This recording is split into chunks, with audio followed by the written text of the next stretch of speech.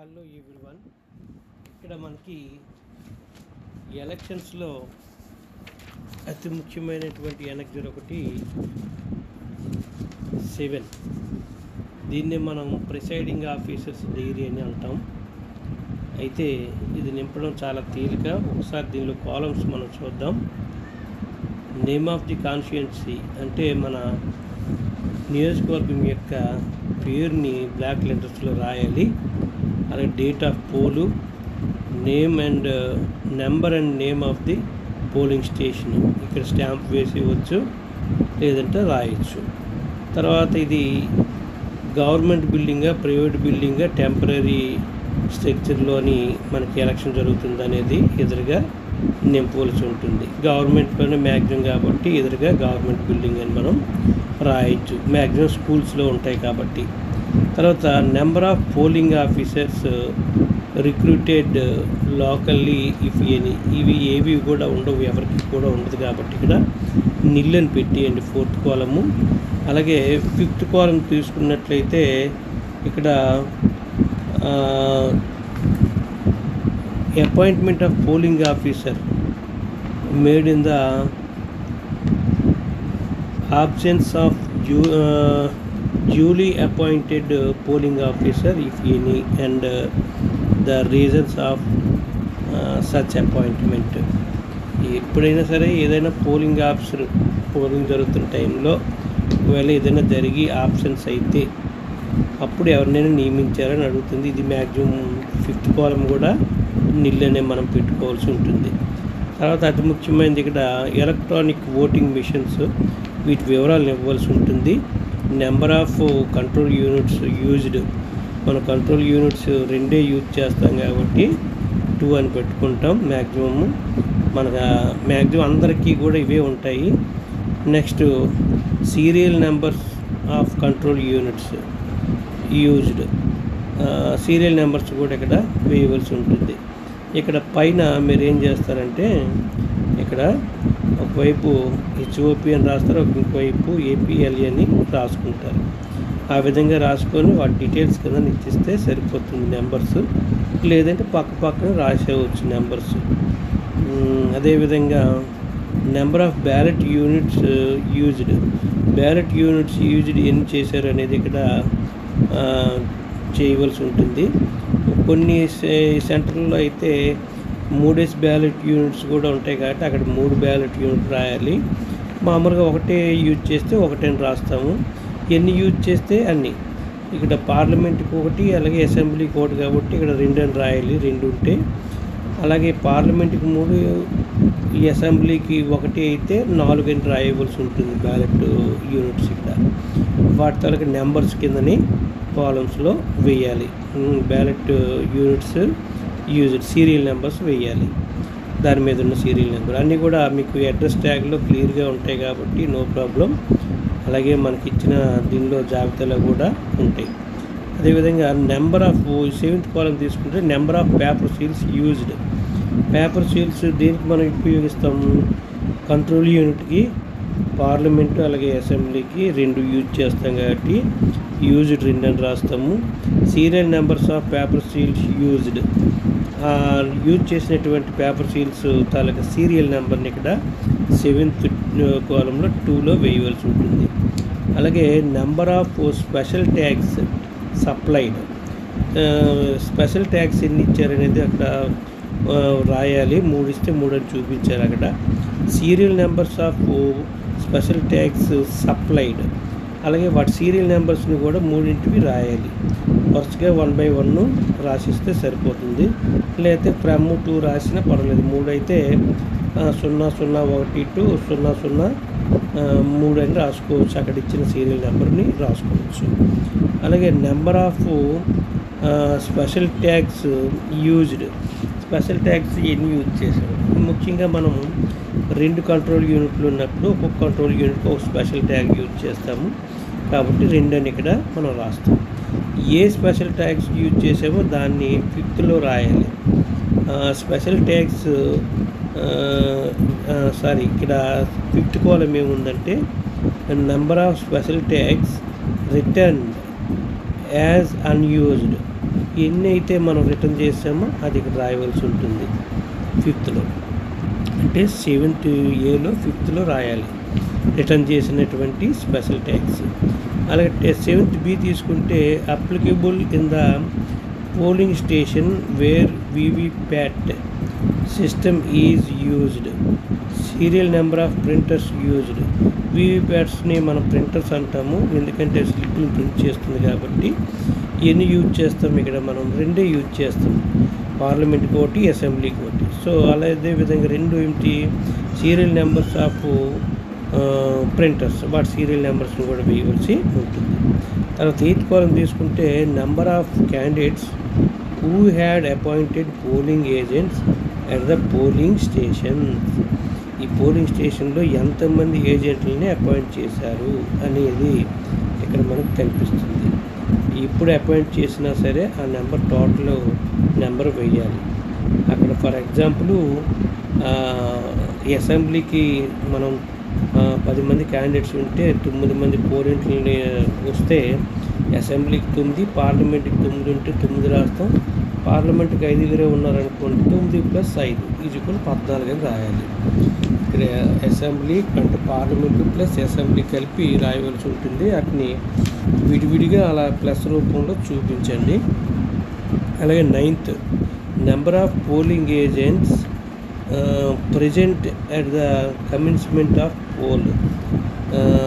Pole ప్రారంభమయ్యే నాటికి ఎంతమంది మనకి ఇక్కడ ఏజెంట్స్ ఉన్నారు అనేది ఇక్కడ మనకి వస్తుందన్నమాట. అంటే ఇక్కడ మనం తీసుకున్నది 8th మనం చెప్పుకుంటున్నాం. 8th ఫస్ట్ ఆ విధంగా పోలింగ్ స్టేషన్ కేటాయించమని మొత్తం రాసేసాము. తర్వాత తీసుకున్నట్లయితే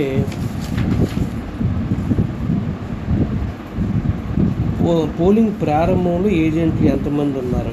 అలాగే తర్వాత క్వశ్చన్ చూస్తే number of polling agents who arrived లేట్గా వచ్చిన వాళ్ళు ఎవరైనా ఉంటే అక్కడ రాయవలసి ఉంటుంది.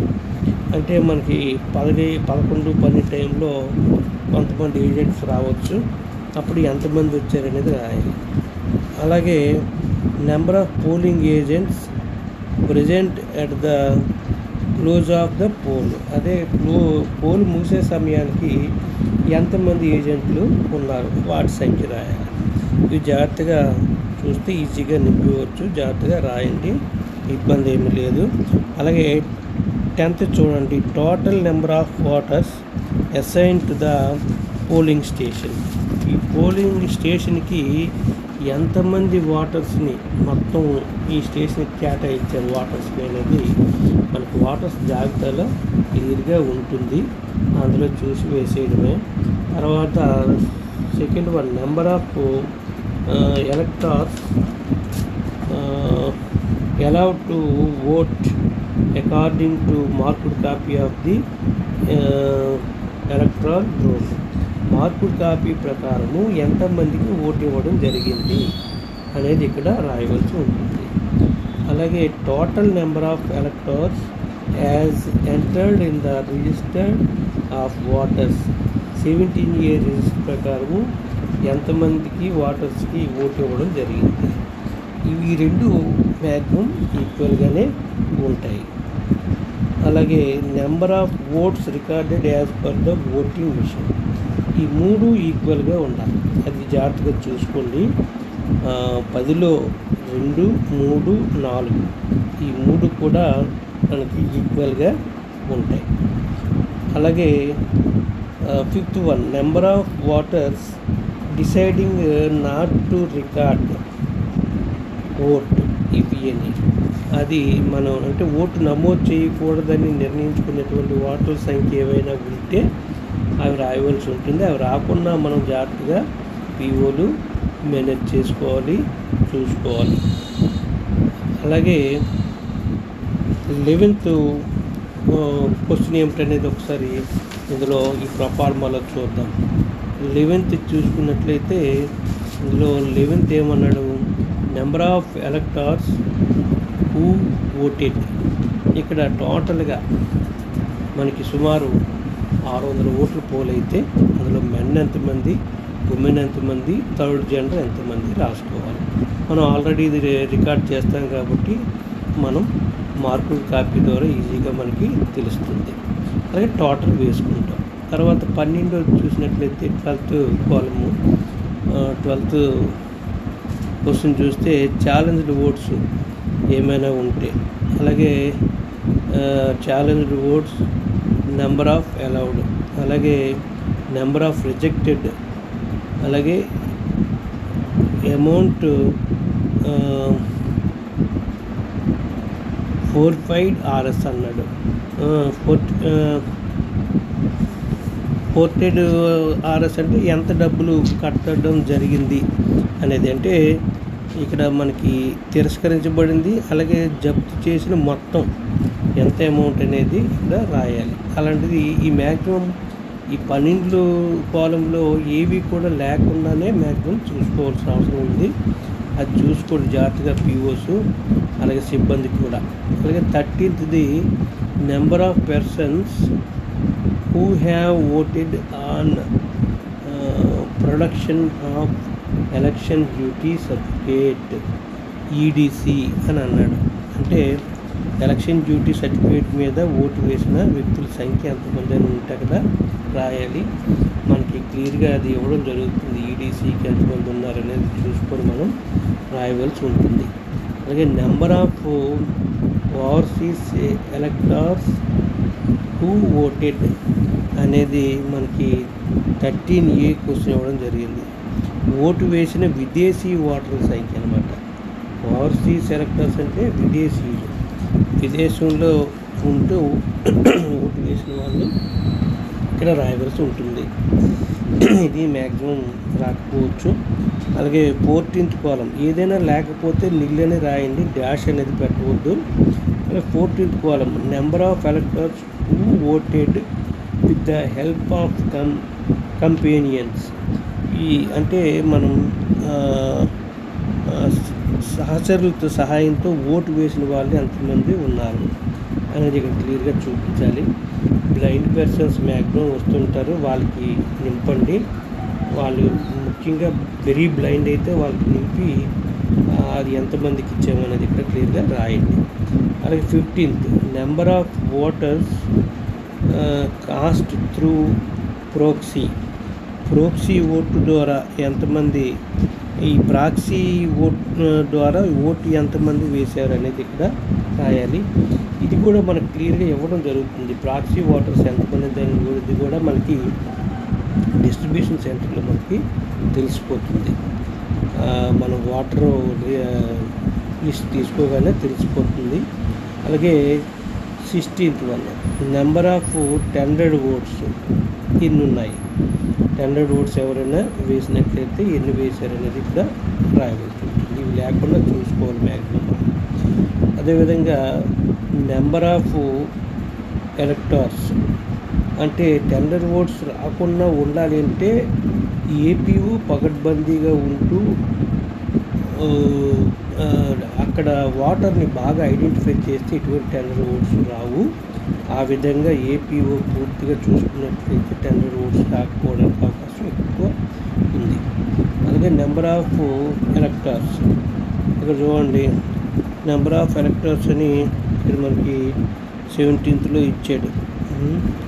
దానికి సంబంధించి ఇక్కడ చూడండి, from whom declaration as to their age obtained అంటే ఎవరి నుండైనా వారి వయస్సుకు సంబంధించి డిక్లరేషన్ పొందారా. అలాగే తర్వాత దీనిలో second question, who refused to give such declaration, అటువంటి డిక్లరేషన్ ఇవ్వడానికి ఎవరైనా నిరాకరించారా అంటే తిరస్కరించారా అనేది ఇక్కడ 17th రాయాలి. మ్యాక్సిమం ఈ కాలమ్స్ ఉండవు కాబట్టి జాగ్రత్తగా అబ్జర్వ్ చేయండి. ఈ మ్యాక్సిమం మనకు రాకపోవచ్చు. అలాగే 18th చూసుకున్నట్లయితే whether it was necessary to adjourn the poll and if so the reasons for such adjournment అయితే ఇక్కడ జాగ్రత్తగా 18th కాలం చూసుకున్నట్లయితే పోల్ను వాయిదా వేయవలసిన అవసరం ఉందా, మరియు ఒకవేళ అలా వాయిదా వేయడానికి గల కారణాలు ఏమైనా ఉన్నాయా అనేది ఇక్కడ ఉంటుంది. అటువంటిది మనకి మ్యాక్సిమం ఎక్కువగా సందర్భాలు రావు. 99.9% ఇది నిలుగా వస్తుంది 18th కాలము. అలాగే 19th కాలం తీసుకున్నట్లయితే number of waters cost in the every 2 hours. Every 2 hoursకి ఇక్కడ మనకి ఎంతమంది పోల్ అయ్యారు వాటర్స్ అనేది ఇక్కడ రాయవలసి ఉంటుంది. 7 to 9 ఇది మనం కంట్రోల్ యూనిట్లో టోటల్ బటన్ నొక్కి చూసుకోవాలి. అలాగే 17 year రిజిస్టర్ కూడా చూసుకోవాలి, మార్కుడ్ కాపీ కూడా చూసుకోవాలి. అది టాలీ చేసుకుంటే మీకు ఎటువంటి ఇబ్బంది ఉండదు. ఎట్ ఏ టైం మూడింటిని కూడా టాలీ చేసుకోండి. సిఈలో ఉన్న ఓట్స్కిను, అదేవిధంగా 17Aలో ఉన్న ఓట్స్కి మార్కుడ్ కాపీలో ఉండే వాటర్స్కి సరిపోవాలి. అలాగే 9 to 11 AM, 11 to 1 PM, 1 PM to 3 PM, 3 PM to 5 PM అని ఇవ్వడం జరిగింది. ఒకవేళ 6కి పెంచినట్లయితే 6 PM అని రాసుకుంటాం ఈ విధంగా. తర్వాత 19B details of various at polling station as per visit sheet కూడా మనకు రాయవలసి ఉంటుంది. Serial number, name and designation, ఎవరైతే మనకు వచ్చారు, టైమ్ ఆఫ్ విజిట్, ఏ టైంలో విజిట్ చేశారు, అలాగే పోలింగ్ ప్రాసెస్ ఏ విధంగా జరుగుతుంది అక్కడ రాయమని చెప్పాలి, రాయడం జరుగుతుంది. అలాగే number of voters polled till the time of visit, ఈ టైం అయిన టైం అంటే విజిట్ చేసిన టైంకి ఎన్ని పోల్ అయ్యేవి యాజ్ పర్ 17A ప్రకారము, అలాగే as per the EVM. 17A ఈవీఎంలో రెండు ఈక్వల్గా ఉండాలి. వాళ్ళు విజిట్ చేసిన టైంకి జాగ్రత్తగా అందరూ అబ్జర్వ్ చేసుకుంటే ఎవరైనా అధికారులు వచ్చేటప్పుడు ఈ రెండింటిని టాలీ చేయడం జరుగుతుంది. కాబట్టి ఇక్కడ క్లియర్గా విజిట్ ఉంటే రాయాలి. తర్వాత 28లో A number of slips issued at the closing hour of the poll to electors standing in the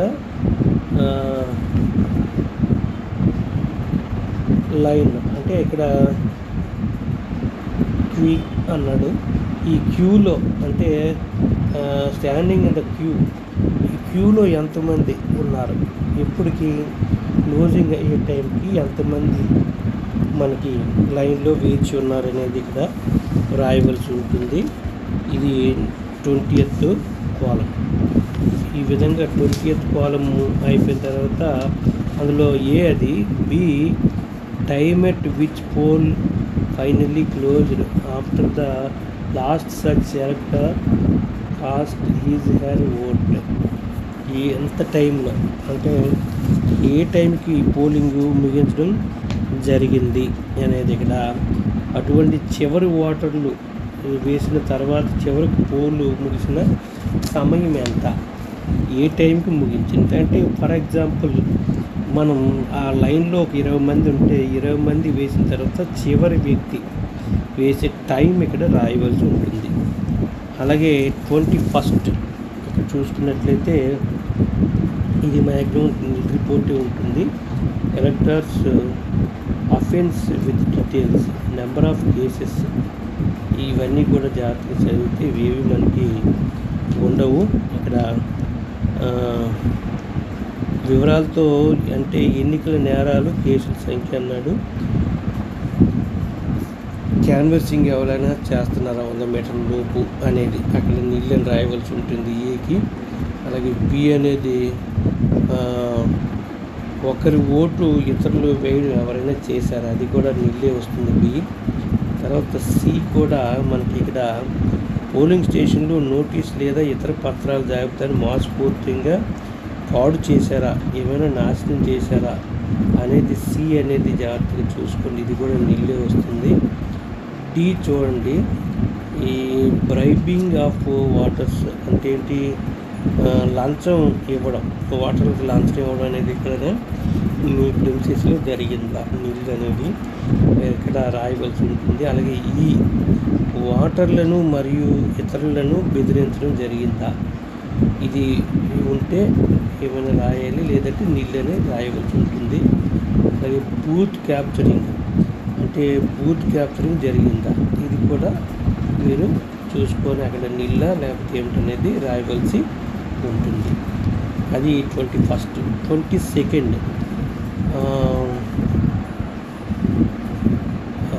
was the poll interrupted or obstructed by అన్నాడు. అంటే ఏమిటి, పోల్కు అంతరాయం ఏర్పడిందా లేదా అడ్డుకున్నారా, అల్లర్లు, అదేవిధంగా హింస, తర్వాత ప్రకృతి వైపరీత్యం, అలాగే బూత్ క్యాప్చరింగ్ 4వది, 5వది ఓటింగ్ యంత్రం పనిచేయకపోవడం, ఫెయిల్యూర్ ఆఫ్ ఓటింగ్ మిషన్ అనమాట. అలాగే any other causes or other, ఇవన్నీ కూడా మ్యాక్సిమం మనకి 22nd మనం జాగ్రత్తగా ఓటింగ్ అనేది జరుపుకుంటూ ఉన్నట్లయితే ఇవన్నీ కూడా మనకి నీళ్ళ కింద వస్తాయి. తర్వాత 23 జాగ్రత్తగా చూసినట్లయితే 23 ఏమిటి,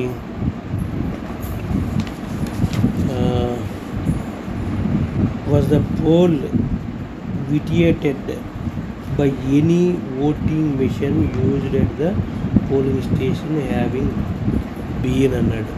అంటే పోలింగ్ అనేది ఈ క్రింది కారణాల వల్ల ప్రభావితం అయిందా అని అన్నాడు.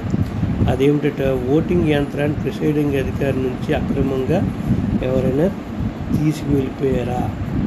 తీసుకువెళ్ళారా అనేది ఇక్కడ అడగడం జరిగింది. ఏ అనేది క్వశ్చన్. తర్వాత బి అనేది accidentally or initially lost or destroyed అంటే ఏమిటి, అనుకోకుండా సంఘటన లేదని ఉద్దేశపూర్వకంగా ఓటింగ్ యంత్రం చెడిపోవడం వల్ల టోటల్గా లేదా పోగొట్టడం వల్ల ఏమైనా జరిగిందా, ప్రభావితం అయిందా అనేది ఇక్కడ ఉంటుంది. ఇది కూడా మనం మ్యాక్సిమం నీళ్ళే వస్తుంది report. Damaged or tampered with అంటే ఏంటి, నష్టపరచడం లేదా పాడు చేయడం వలన అంతరాయం కలిగిందా, పోలింగ్కి ఏదైనా అంతరాయం కలిగిందా అని అడుగుతున్నాడు. అది కూడా చూసుకోండి. తర్వాత 24వది సీరియస్ కంప్లైంట్స్ ఇఫ్ ఎనీ. ఈ విధంగా సీరియస్ కంప్లైంట్స్ ఏమైనా ఉన్నాయా, ఫిర్యాదులు ఏమైనా ఉంటే అక్కడ మనం రాస్తాము, లేకపోతే లేదని రాస్తాం. అంటే క్యాండిడేట్ వాళ్ళతో కానీ ఏజెంట్స్తో కానీ కంప్లైంట్స్ ఏమైనా సీరియస్ ఉన్నాయనేది ఉంటే అక్కడ రాస్తాం, లేకపోతే నిల్లని పెట్టడం జరుగుతుంది.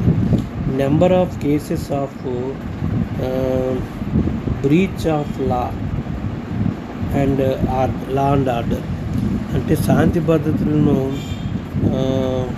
ఏదైనా సరే ఉల్లంఘించినటువంటి కేసుల సంఖ్య ఏమైనా ఉందా, ఇది కూడా నీళ్ళని మనకి మ్యాక్సిమం వస్తుంది. ఎలక్షన్ సజావుగా జరిగి విజయవంతంగా ముగించేటప్పుడు 25 నిధి కింద మనం పెట్టుకోవాల్సిన అవసరం ఉంది.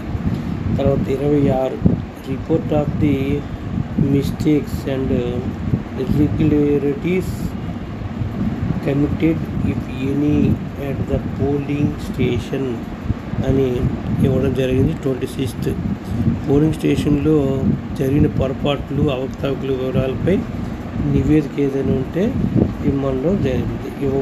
ఇవ్వాలి. ఉంది అంటే ఎస్ అని పెడతాం, లేదంటే నీళ్ళని పెట్టుకోవాల్సిన అవసరం ఉంటుంది.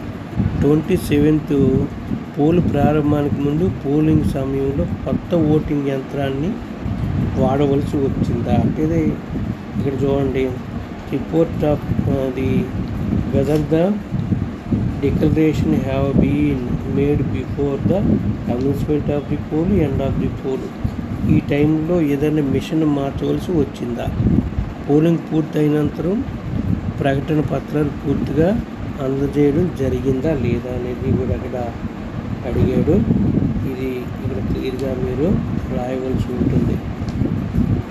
ఇక్కడ రాసిన తర్వాత వివరాలు 27 క్వశ్చన్లకి ఆన్సరింగ్ చేయాలి. ఇదే పోలింగ్ ప్రిసైడింగ్ ఆఫీసర్స్ డైరీ. ఇప్పుడు ఇప్పుడు ఇది అన్నీ క్లియర్గా రాసిన తర్వాత ఇక్కడ ప్రిసైడింగ్ ఆఫీసర్స్ సంతకం పెట్టవలసి ఉంటుంది.